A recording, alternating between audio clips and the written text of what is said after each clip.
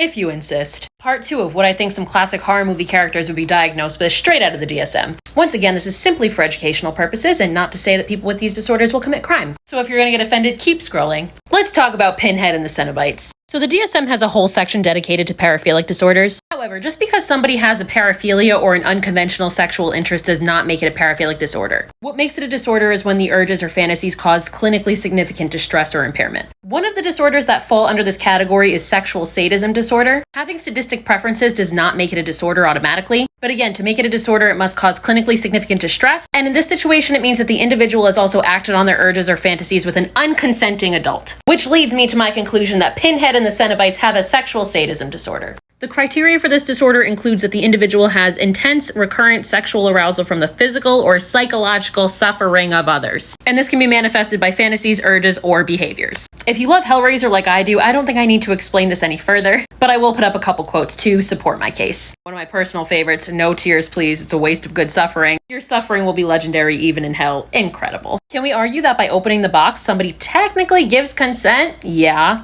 But yeah, they continue even when that consent is withdrawn. Let's talk about good old Jack Torrance. Now you know and I know that it's the hotel that drove Jack crazy, and the ghosts and the spirits that are present within the hotel.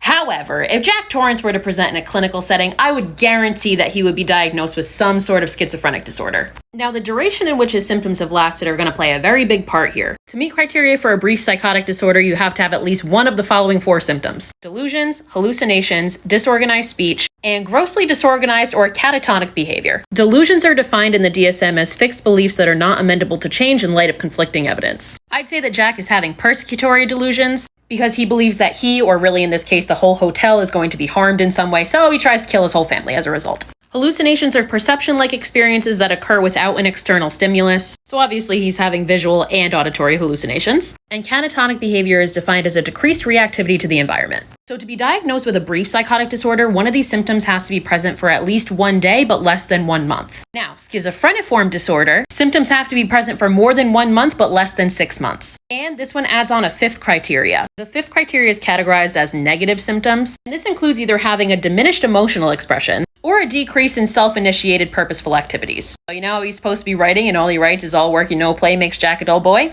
Yeah. So 2 of those 5 symptoms need to be present for it to fall under schizophreniform disorder. And again, they have to be persistent for over 1 month, but less than 6 months. Once it hits 6 months, then it's full-blown schizophrenia. So yeah, I'm pretty confident that Jack Torrance would be diagnosed as a paranoid schizophrenic. Also, as a side note, diagnosed schizophrenics are more likely to be victims of crime as opposed to perpetrators of crime because of the stigma associated with it. So fucking be nice, okay? That's all I have time for. Let me know who you want to see next.